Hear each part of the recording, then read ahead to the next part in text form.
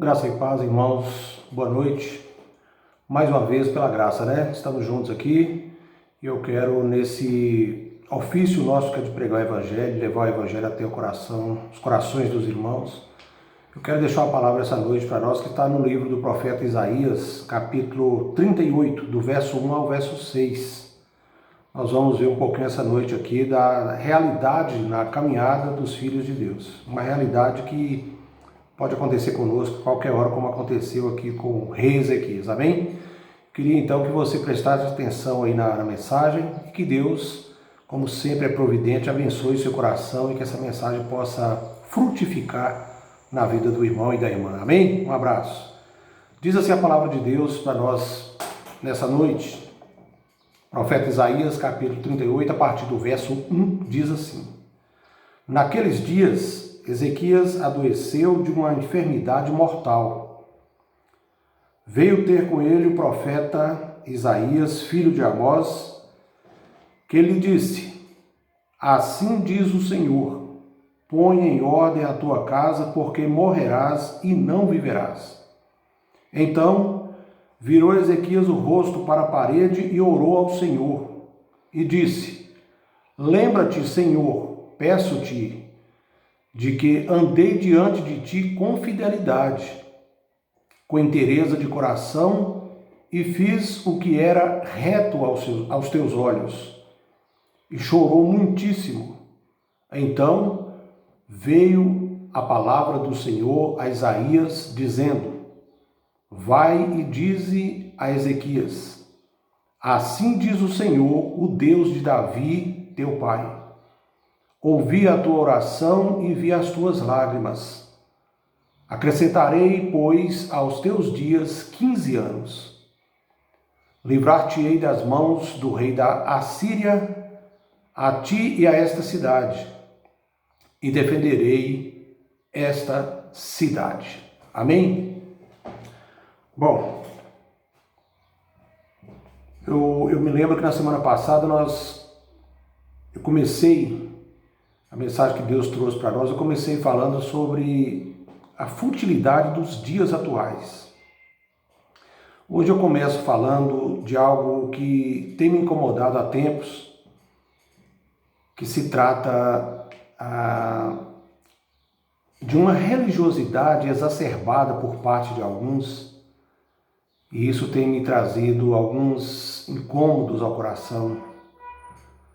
Porque alguns irmãos, infelizmente, parece que vivem em outro mundo, que não no reino de Deus. Não percebem a nossa natureza, que nós somos pó e terra. Não entendem de forma nenhuma, por mais que a gente tenta explicar. Hoje mesmo aconteceu comigo e com a pessoa que me comunicou hoje nesse dia a sua situação, e a gente tenta explicar dentro do que possivelmente Deus está querendo. Mas a pessoa não entende porque ela acha que a comunhão dela é tão santa com Deus que ela está livre de problemas, de dores, de chateações, de enfermidades, como aconteceu aqui com o nosso irmão rei Ezequias. Então nessa noite eu quero tentar de alguma forma, eu peço a Deus que possa me ajudar a colocar aí dentro do teu coração, através do Espírito Santo dele, pelo degustar, pelo ouvir e acreditar na palavra de Deus nessa noite, essa realidade que nós precisamos entender que nós vivemos. Tempo de futilidade, sim. Tempo de relativismo, melhor dizendo, sim. Tempos de religiões ou religiosidades exacerbadas, sim, mas precisamos mudar o foco da nossa visão com relação a Deus. Quando nós falamos então do rei Ezequias, foi o filho de um homem que foi, na verdade, uma autoridade déspota lá em Israel. Filho do rei Acaz, que terrivelmente serviu a Deus, mas Ezequias fez o contrário. Ezequias assumiu o ministério de forma extraordinária, já começa dizendo no reinado do rei Ezequias, tanto lá em 2 Crônicas, né, capítulo 32, como também em 2 Reis, a partir do capítulo 20 ali. Vai falar do rei Ezequias e dizer que ele fez o que era reto diante dos olhos de Deus. Diferentemente do pai, Ezequias ele começou um novo tempo porque ele temia a Deus. E ele entendia muito bem que o que o pai tinha feito estava errado e ele precisava, pela fé, pelo temor do nome de Deus, fazer o trabalho correto, e fez o trabalho correto. Evidentemente, pelo fato de ser humano, e é isso que eu quero colocar no coração seu essa noite, houve pecados, houve erros, mas que Deus também honrou a esse homem chamado rei Ezequias, um homem que recebeu o ministério com 20 anos de idade, e ali todo o trabalho que o pai tinha deixado em relação ao ministério de Deus estava tudo errado. Idolatrias, servindo a outros deuses, mas Ezequias toma as rédeas do ministério de forma a agradar a Deus e faz então um trabalho extraordinário, restaurando, fazendo a limpeza ali do templo, né? Restaurando, purificando aquele local ali para que Deus pudesse atender as pessoas na comunhão da igreja, né? na comunhão do povo de Israel ali, que já era, não tinha o nome de igreja, mas já era como igreja, a comunidade junta, né? Ezequias então restaura o culto que Deus amava, que era o culto de louvores, adorações sinceras ao Senhor. Ezequias estabelece o novo recolher agora de ofertas, dízimos, para cuidar bem de tudo isso, cuidar bem do povo, e Deus amava grandemente o trabalho do rei Ezequias. Mas você leu comigo aqui que, de repente, uma enfermidade, de repente um problema, e aí começa aí, eu tenho certeza, passar na cabeça de quem passa por isso, né? A primeira questão para aqueles que não entendem Deus, que vivem apenas da religiosidade, porque acham que dar dízimos, ofertas, cantar no louvor, estar na igreja todo dia, isso parece que gera intimidade tão grande com Deus que Deus nos isenta de alguns problemas, e problemas graves, que nós esquecemos da nossa condição de ser pó e terra. Não podemos esquecer disso. Se fosse pelo trabalho bem feito, de boas obras aqui, Ezequias estava livre desses males. Mas isso sobrevém a qualquer um. Pode sobrevir a qualquer um. Mas do jeito também que vem, e nós vamos ver aqui na palavra essa noite, do jeito que vem, Deus também é Senhor para mandar embora. A gente vê a inquietude das pessoas nesses tempos difíceis. E a gente começa a conversar com algumas delas e percebe claramente que essas pessoas estão vivendo apenas da religiosidade mórbida, uma religiosidade doentia, onde a verdadeira adoração a Deus não está presente. O verdadeiro conhecimento de Deus e de si próprio. É claro que nós não vamos conhecer Deus na sua perfeita, na totalidade do que Ele é. Ninguém vai conhecer. Nenhum de nós. E nem vamos conhecer a nós mesmos, porque somos capazes até de fazer coisas que nós mesmos duvidamos. Mas uma coisa nós temos que lutar para fazer. É conhecer, reconhecer, aceitar, amar essa grandiosidade de Deus e olhar para nós e ver a nossa pequenez, a nossa insignificância diante do Senhor. Nos colocar no nosso lugar de humildade, sem pedestais de soberbos, de arrogâncias. Isso, eu fico maravilhado aqui quando Ezequias pede a Deus aqui no versículo 3, para lembrar dele que ele andou com fidelidade diante dos olhos do Senhor, com inteireza de coração e fazendo o que era reto diante dos olhos de Deus. Antes de eu e você cobrar alguma coisa de Deus, nós temos que olhar para dentro de nós primeiro e ver se nós temos algum argumento apenas Porque Deus já nos conhece. Ele sabe do nosso andar, do nosso caminhar, da nossa vida. Se nós fraquejarmos, Ele sabe. Então, nessa realidade da nossa vida, eu quero colocar algumas coisas para nós aqui essa noite. A primeira delas é que santidade, fidelidade, orações, boas obras não nos exime da nossa condição humana de sermos pó e terra. Não adianta.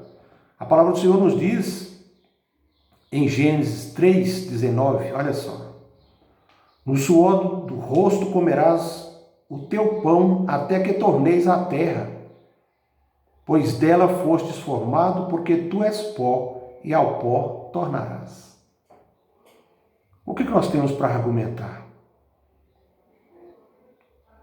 Tem pessoas que conversam e pedem orações: pastor, eu tenho andado com firmeza diante de Deus, eu tenho feito tanta coisa, será que Deus esqueceu de mim?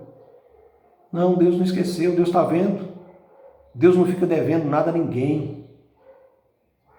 Só que as tuas boas obras, a boa vontade do teu coração, não te exime da responsabilidade de ser sempre pó e terra. Pastor, eu estou passando, é o ditado da maioria dos crentes aí, né? Estou passando por um vale, pastor. Me ajuda? Nós vamos ajudar, vamos orar a Deus. Mas quem é que não pode passar por esse vale? Outros reconhecem os seus pecados e dizem: eu já pedi perdão a Deus, mas continuo passando por esse vale. Quem falou que o perdão do pecado seu e meu vai nos eximir dessa responsabilidade de continuarmos sendo pó e terra e, portanto, submissos à ordenança desse Deus que nós falamos que servimos? Nenhum de nós, nenhum. Você pode ter diplomas e mais diplomas, ser capacitado, capacitada ao extremo, de forma exuberante diante da sociedade e diante dos olhos de Deus. Mas não está livre da enfermidade, das dores, das decepções. Precisamos aprender muito, né? A segunda realidade dessa questão da nossa caminhada como filhos de Deus. Relacionamentos de proximidade santa com Deus requer temor e amor integral da alma, coração e do teu entendimento. Eu vou repetir. Você quer ter relacionamento de proximidade santa com Deus? Então tenha primeiro amor no teu coração, mas tenha também temor integralmente na tua alma, no teu coração e no entendimento que Deus te deu. Olha o que diz o Salmo 25, verso 14. A intimidade do Senhor é para os que o temem, os quais Ele dará a conhecer a sua aliança. Quando você teme a Deus, respeita a Deus, entende quem é Deus e anda com temor diante do Senhor pelo nome dEle e não pela religiosidade, Ele se dá a conhecer, Ele se aproxima, porque Ele vê. Deus sabe todo o nosso trajeto, o nosso deitar e o levantar, o nosso pensamento. A palavra do Senhor nos diz no Salmo 139 que antes da palavra chegar à nossa boca, Deus já sabe o que nós estamos querendo. Portanto, é um Deus que conhece profundamente. Eu preciso então, nesse desejo meu de relacionar com maior intimidade com o Senhor. O rei Ezequias aqui pede a Deus para lembrar desse trabalho dele. Quem foi ele diante de Deus? Senhor, lembra? Deus precisa alguém pedir para Deus lembrar? Não precisa, mas é a forma da gente dizer. É uma forma de pedir ao Senhor, de clamar a Deus: Senhor, lembra de mim. Mas olha só quem era a característica desse homem: fidelidade, inteireza de coração e andar reto diante dos olhos de Deus. Às vezes nós queremos ter intimidade com Deus, pedimos a Deus: Senhor, fala conosco. Deus, levante alguém para falar. Deus, me mostra, Senhor. E Deus se aquieta. Porque Deus ele não tem relacionamentos com intimidade, vamos dizer, intimidade santa, com quem não quer nada com Ele, ou quem tem uma caminhada torta com Ele, uma caminhada que não tem devoção sincera, não tem santidade, não tem o padrão do próprio Deus. Ezequias foi um rei extraordinário. um rei que fez tudo, ou tentou fazer pelo menos, e a assertiva dele foi maravilhosa, porque em todo o tempo Deus ajudou o rei Ezequias a fazer também as coisas que propunha no coração do rei para agradar ao Senhor. A Bíblia nos ensina que Deus prosperou grandemente o rei Ezequias em tudo. Mas por quê? Essa intimidade que ele queria ter com Deus, na forma humana nossa de dizer, né? Ele tinha o know-how dele, a capacidade dele, ele tinha os dons e cumpria, obedecia, temia a Deus. A intimidade do Senhor é para os que o temem. Tem muitos de nós que falamos que tememos a Deus, mas de repente passa tanta coisa ruim na nossa cabeça, no nosso coração. Difícil, né, de seguir o padrão de Deus. No Evangelho de Marcos, capítulo 12, verso 30, diz: Amará, pois, o Senhor teu Deus de todo o teu coração, de toda a tua alma, de todo o teu entendimento, de toda a tua força. Quando nós usamos de alguma coisa, talvez a nossa alma até quer fazer, mas o nosso coração está para outro lado. Pensamento para outro lado, o entendimento que Deus nos dá para seguir e fazer o que Ele quer. Às vezes nós estamos com a cabeça em outro... Às vezes estamos até dentro da igreja, na comunhão, mas a cabeça está lá fora. Qual a intimidade que nós queremos ter com Deus desse jeito?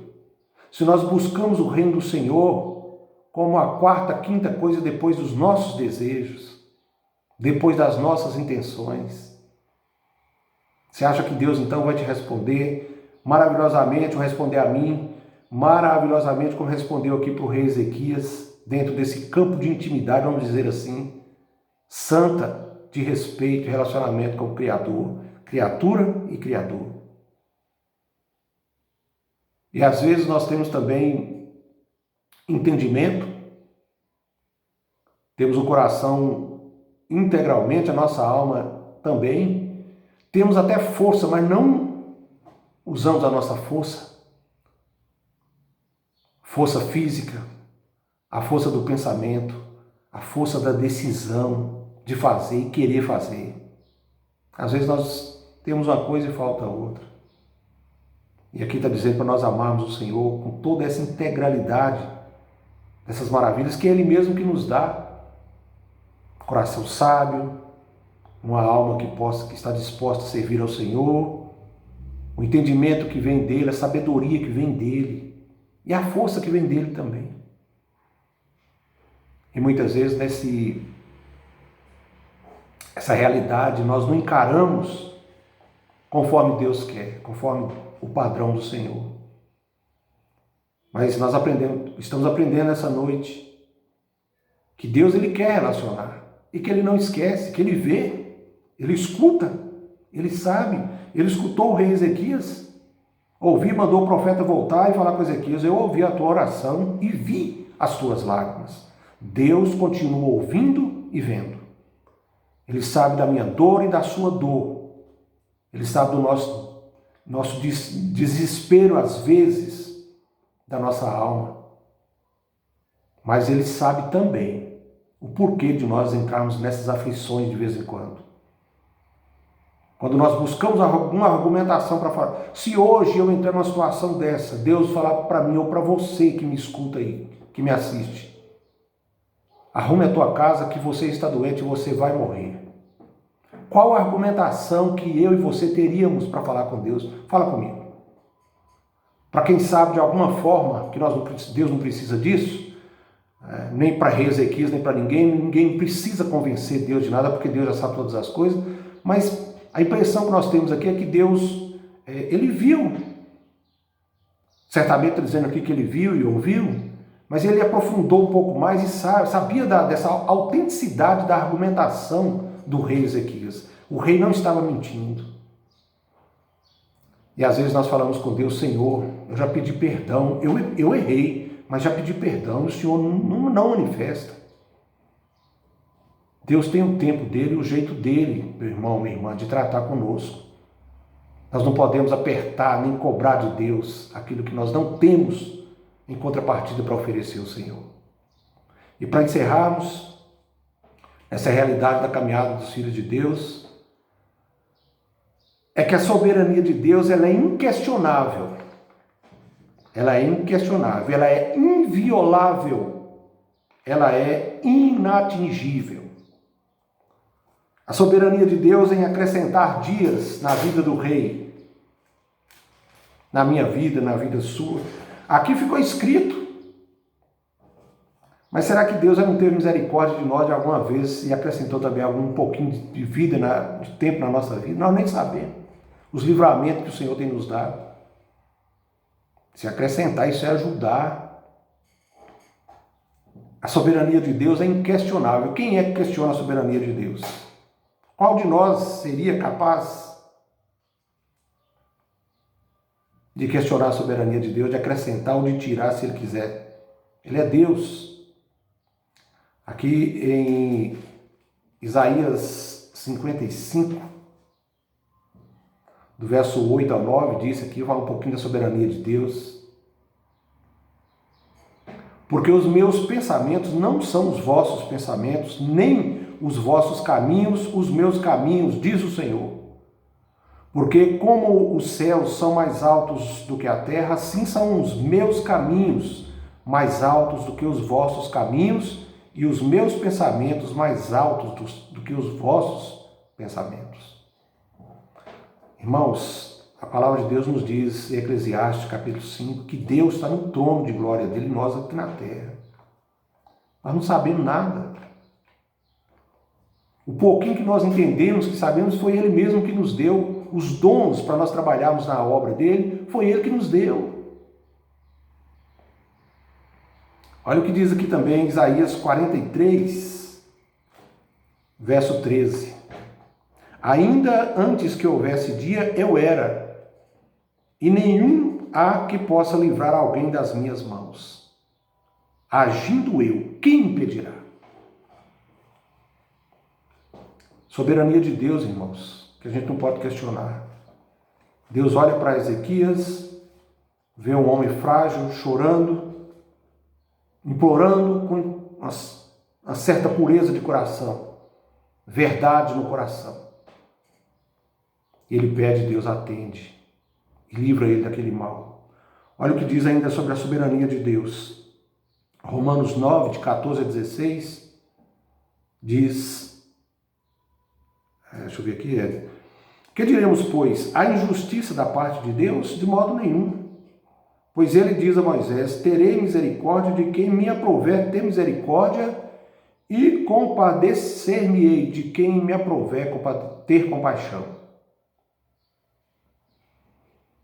Assim, pois, não depende de quem quer ou de quem corre, mas de usar Deus a sua misericórdia.